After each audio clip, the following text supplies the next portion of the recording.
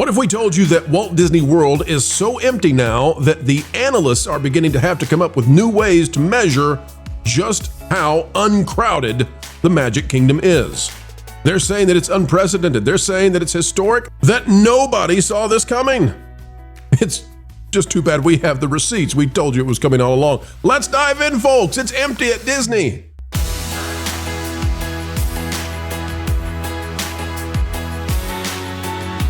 It's another beautiful day. Mr. Bluebird is on my shoulder. I hope he's on your shoulder as well, folks. And remember that even if you're in those blue kind of days where things don't seem to be going your way, they do come to an end and you will find a win yet again. Disney looking to have that kind of a comeback, and they need it soon because they are not in a boom era of crowds coming to the Magic Kingdom, Epcot, Hollywood Studios, and Animal Kingdom. No, it's looking a little bit deserted at Disney. We saw it coming. We'll explain what the next steps are. Click the like button, and here we go. All right, folks, take a look at this. It is out of Touring Plans, and it's by Fred Hazelton. Now, Vash, for those who don't know what Touring Plans is, would you tell the ladies and gentlemen out there what this website is? Because we haven't gone to this before. It's not a place we typically go to talk about news. But what does Touring Plans do? Touring Plans has been long seen as one of the defining, I would say, data analysts or data collection centers for the whole, fandom, which is, the people who track the parks and track the attendance at the parks and so forth. This originating from Len Testa there, who actually, I think, went to Walt Disney World at some point and said, there's got to be a better way to optimize a vacation. So Len Testa developed Touring Plans, the website, and the methodology by which they actually track attendance. They track forecasting. They track capacity and throughput and so forth. So they are basically the, maybe not the leading experts now, because there's a lot more people in this game, but definitely one of the first to ever do it, and a lot of credit and respect given to Len Testa and the crew over there at Touring Plans. Now, is Birnbaum, is that still around? Do they still do that? Maybe, but far less prominent. Back in the 90s. Back in the 90s, Birnbaum's is still around. I see a 2024. Yeah, they've got a 2025. Okay, so Birnbaum's used to do this, and this is the online now. And I would say that Touring Plans is the big deal when you want to design out your Disney plans. A lot of other websites try to do it, but this is probably the premier. Fair. Right, I would agree. There's a big red arrow pointing at this website. Okay, so crowd calendar update for July 2025: lighter crowds, lower waits, and why crowd forecasts are changing for all parks. Now, you're going to see a lot of language in this, folks, where they say that it's unexpected, that it is surprising, shocking even. Well, only if you haven't been paying attention to that park place and the WDW Pro Channel, where we've been saying this was coming, it's going to happen, and bada bingo boom, here it is. It says, if you've been following Becky's weekly crowd recaps for Disney World, you know the story.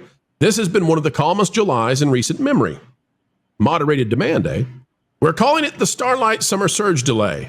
A perfect storm of families holding off for the new parade, locals skipping the heat, and afternoon storms chasing away everyone indoors. The result, wait times have dropped significantly. In fact, crowd levels so far in 2025, and this is where we kind of look behind the veil. It's not just July. In fact, crowd levels so far in 2025 have been consistently dramatically lower than anticipated. This isn't just a forecasting hiccup. It reflects a real shift in how guests are using the parks or not using the parks. But it's not just Disney World that has seen consistent changes. That's why we've just published a full crowd calendar update for Walt Disney World, Disneyland, and Universal Orlando, better aligning future crowd levels with current guest behavior and travel trends. All right, here's what we're getting to. By the way, 78% of park days were over-predicted. In other words, 78% of the time, it was not as crowded as they expected to be. On average, crowd levels came in about 2.5 points lower than predicted, especially at Magic Kingdom and Hollywood Studios. 40% of predictions were within one level, not terrible, but not where we want to be. This isn't just a modeling issue, it's a guest behavior shift. It's a funny, and it says, we don't think it's a decline in park attendance. Okay, Vash, you've read through this. How can it be that it's not a decline in park attendance? I don't know. I really don't know. I mean, if you're measuring from the previous month, perhaps it isn't a decline in park attendance, but if you've been, mapping out the larger trajectory, it very much is, and I think that's what we're all kind of referring to, right? So from, I don't know, January, February, the previous trends that we've been seeing from those months and so forth, they're just all lower in the year 2025 than they have been 2024, 2023, and especially 2022 with a lot of that revenge travel still taking place and so forth. So I think maybe they were referring to the month-to-month changes or maybe the week-to-week changes and not necessarily the larger trend that we've been seeing. But I mean, reading through touring plans, it's very clear that June was one of the worst months ever, and July, before Starlight was actually introduced, was supposed to be one of the worst ever on record. Well, I'll say this too. I had a little bit of an audio hiccup there, but we have said consistently that these sites are going to have to get new ways of measuring low crowd levels because they don't have gauges low enough. So they're going to have to do something, and now we're seeing that they're reconfiguring culture. The funny thing about this article is it talks about a delayed. There's actually something I want to bring up. By the way, we're about to lose Michelle here. When we're looking at this, they've structured their current business model on the idea that these lines will be long. And most of the per caps that we're seeing in the park are driven by what's replaced Fast Pass with the Genie Plus or whatever they have now, the Lightning Lanes and the Lightning Lane multi passes and the Lightning Lane premium passes. Well, I'll say this too: the delayed summer surge culture, and then we'll come to Michelle. But I'm looking at the date; it's July 24th. I mean, how much more delayed can the summer surge be? You're just about out of the summer season. I mean, August. I know it's summer, but it's not really summer. All the kids go back to school. Well, yeah. I mean, August 10th is when most schools are starting to head back into their classes. So it's absolutely insane. But look, all they were waiting for was the summer sizzle, Pro. Don't make me play it. Michelle, I think we can put this down now as another confirmation that when we said the summer crowd levels were going to be way, way down, I think we're here now. And Michelle, I don't know if you're hearing, around your community, people excited about going to Disney World. I hear people excited about going to like Epic Universe, but I don't hear a lot of excitement either for Disney as it currently is or for what they're building. I still see people like, I mean, we're not normies here, but I still see people like taking their young kids to Disney. And I think Disney, has really established that young kid game. And there's X amount of people that are always going to want to take their kid to Disney because they went to Disney as a kid. So, but they have had enough brand. Well, the brand has been hurt enough that I think clearly there are less people who, and some of it can't afford to take their kids to Disney because the prices are insane. So it's not surprising. All right, Nat, it goes to you now. The Disney crowd levels are so low, and I wonder, do you think there's a cultural component to it? I mean, maybe. We do know that there are a lot of international travelers still not even aware or caring about the cultural battle that's happening in the US. So, I mean, those might be some of the numbers. But at the same time, it's the whole Universal thing. And I mean, Disney might have to start, counting their Disney Plus subscribers as traffic in the parks just to get the numbers up in a few, months. Because I think the magic is lost for a lot of people, and a lot of people might have continued to say, oh, the crowds were very big, and the people that were in the parks go and review things day to day, they might keep trying to say that, but if the numbers are now becoming obvious to them as well, then it might be a shift as well. And the fact that there's not that many people that excited about what's coming to the parks and rather complaining about it more. Exactly. I want to go ahead and just add a couple points in here. You asked me before how they believe that there has been a decline in attendance. I guess according to their data and their modeling, that 75% of the Magic Kingdom dates remain within 2 points of the previous crowd level. Most changes are downward, reflecting persistently low waits and guest deferrals ahead of the Starlight Parade debut. Obviously, that's changed a little bit, but not much. 25% of the Epcot dates were reduced by more than 2 points. Hollywood Studios, no park has underperformed versus historical averages. Like Hollywood Studios, 41% of dates saw crowd levels reductions. And then the Animal Kingdom saw the least change of the 4 parks. 88% of the dates stayed within 2 points of their previous forecast. That's very interesting right there. They do actually say that fewer Americans are traveling this summer. 56% planning to reduce vacation spending. Very interesting, at least according to some forecasting there. Another site. Bullhunkus. Well, this is what they're saying. This is what they're saying, and they're citing another site for this. International visitors remain down.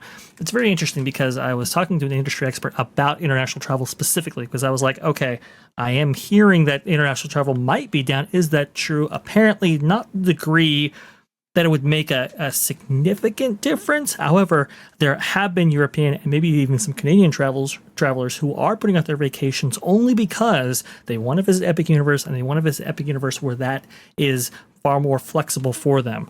Right now, they're limiting, at least Universal Studios that is, they are limiting access to those parks. Obviously, you don't have park-to-park access. You have to buy access via vacation packages and so forth. They want that to open up. That's what they're waiting for.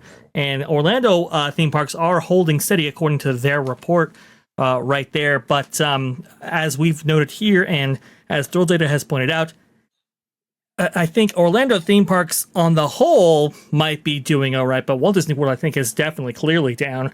What I'm most interested in when it comes to attendance, when it comes to all this forecasting and everything else, I'm most interested in profits and losses, the operating income for the Walt Disney Company as it relates to Walt Disney World specifically. They're going to have to note this in their earnings report about if this attendance decline that we've been seeing has really affected them. I suspect it has, and even if it,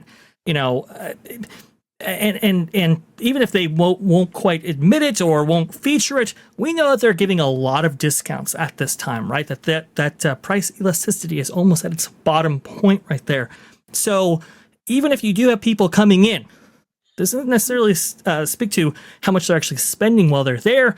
We know that the parks are have a lot of annual pass holders right now. At least Magic Kingdom does because of Starlight, not necessarily international or domestic travelers. And the people who are there aren't necessarily spending as much as they would because they're discounting to get them in. Vash, help me out. I listened to that. It was very informative. You're very intelligent. That was well packaged. Help me understand how they're saying that there are not less people at the parks while they still say that it's not as crowded. I'm like, is it? Are there canines that are entering the park now and are part of the attendance? Like, what is it? How can you be less crowded but not have less people? I think they're trying to say that their forecasting has been consistent, and that the majority of days are at least the ones that they have tracked are consistent with the trends that they have for previous years. I can't necessarily say that they haven't seen a trend of diminishing attendance at these parks right here, just because of even the data that they cite. I think they're just trying to kind of explain. Vash, let me see if I can. Vash, let me see if I can get this out of you. You just shake your head, yes. Yeah. They're trying to look good. Pretty much, yeah. Okay. Culture.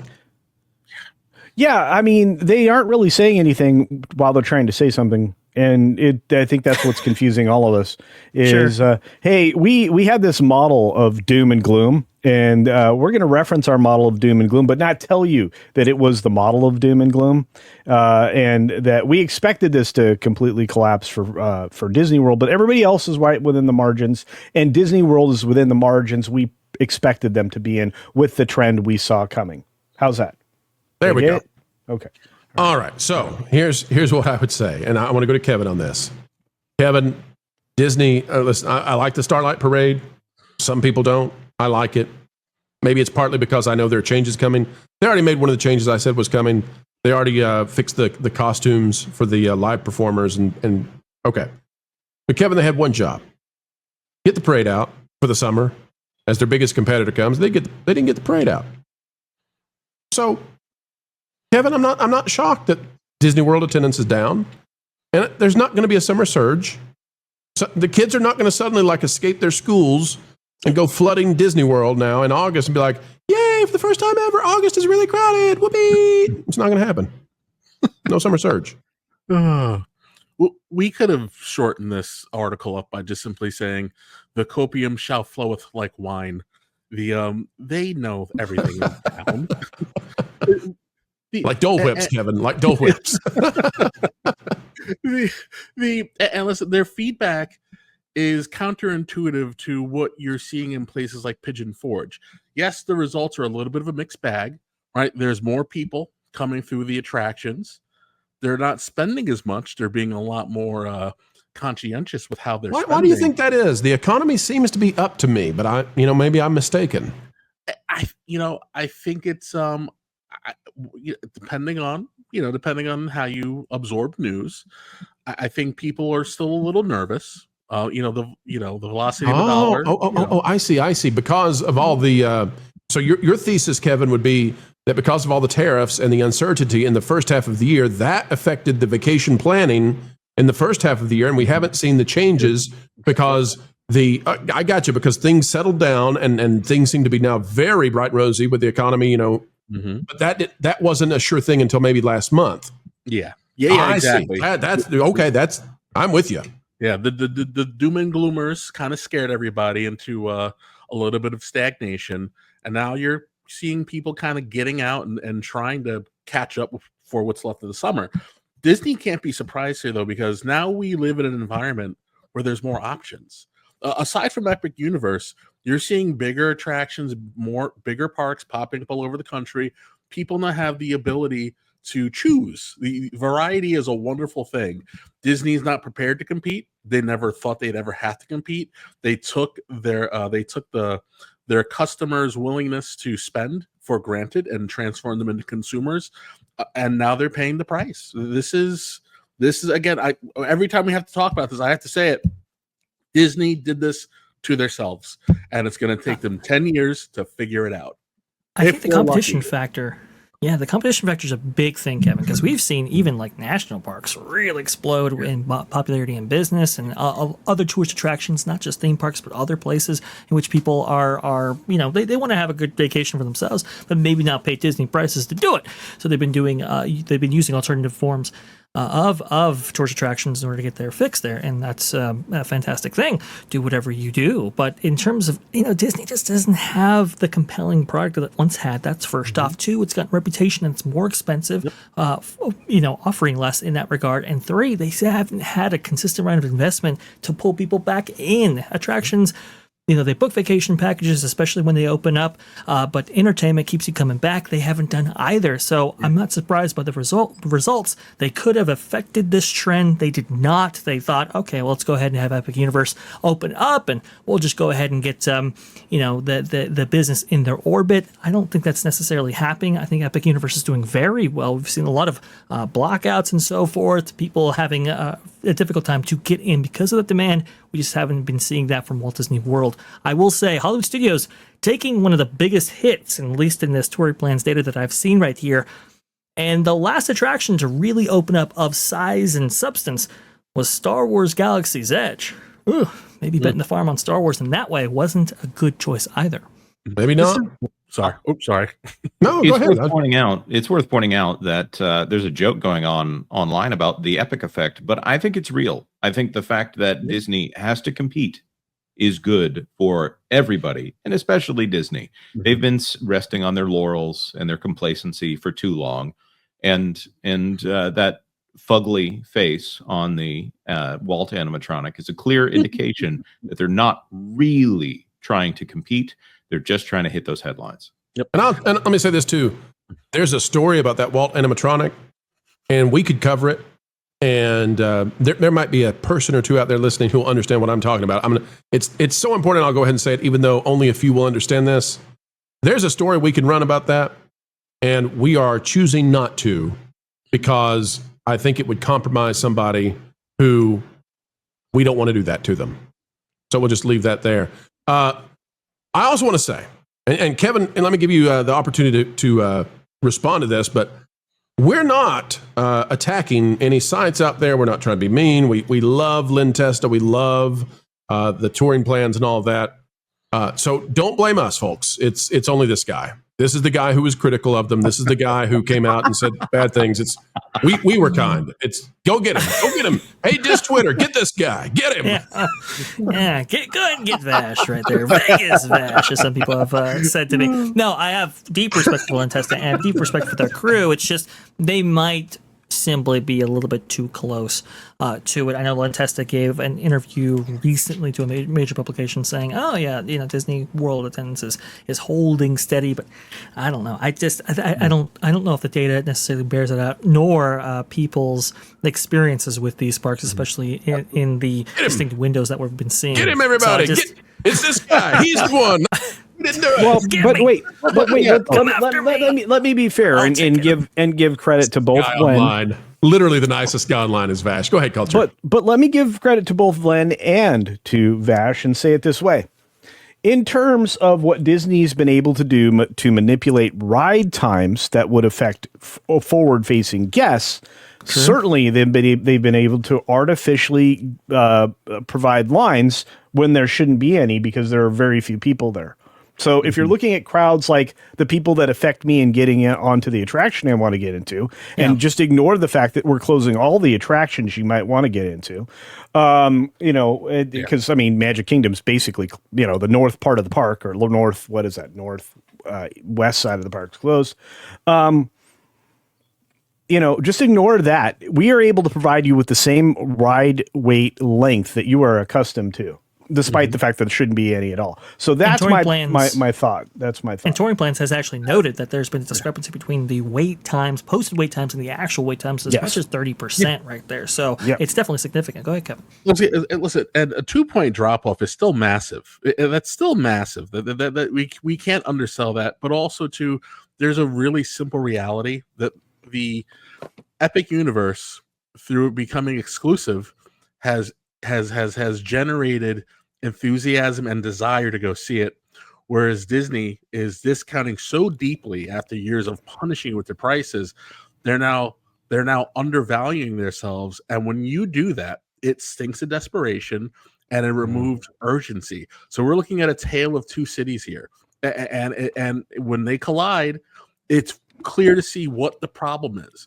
It's not everybody else, it's Disney. All I can tell you is that when Vash goes to Disneyland or Disney World now, he gets onto the rides and the cast members all sing his praise. They say, "Oh my gosh, it's Vash. Vash, he's from that park place. He's here. It's Vash. Hey, everybody. Vash, can I get my picture?" And now when he's sitting on Big Thunder and they check his seatbelt and he looks at him and he says, "Oh, would you like an autograph?" They're going to say, "How dare you? How dare you, sir?" Taking on. I will be shunned. Disney Touring Plans. All right, folks, that's where we'll leave it unless anybody else wants to weigh in on this. But they're like we said, they're going to have to recalibrate those low levels, because if your scale for crowdedness is like 0 to 10 and it's going to sit at 1 for the next 4 months, that's not exciting to just say 1, 1, 1, 1, 1, 1, 1 week after week. So you're going to have to get this new, low level crowdedness meter, I guess. It'd be interesting to see. And it is time to put a bow on it for this one, folks. Is a gift to everybody who wants to know exactly what's going on in the entertainment industry. And we are so joyful that you were there to receive it. We hope that you had a great time. An attitude of gratitude on this channel every single time you decide to spend time with us. As we get ready to say goodbye, we only ask a few simple things. Click that like button, share, subscribe, click it, and stick it to those algorithms. It is the notification bell. Drop a comment down below. Let us know your thoughts. A mind is a terrible thing to waste, so waste not yours. And folks, as you get ready to head out that door, do you have a place on social media that you love to share this sort of thing? Hey, you can make this YouTube video sing by putting it out there for your friends, your family, and for those weirdos who just won't leave you alone. Folks, until the next time, keep learning, keep growing, and keep having fun. Jump into the water! Why listen to music made by people and companies who really don't like you? Check out Vacation Radio today and prepare for all new content made by the people behind the WDW Pro Channel. It's the place you need for all the music. That should be fun.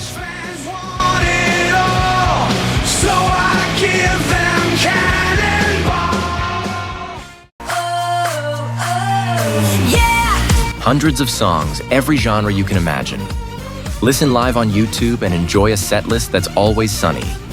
It's Vacation Radio.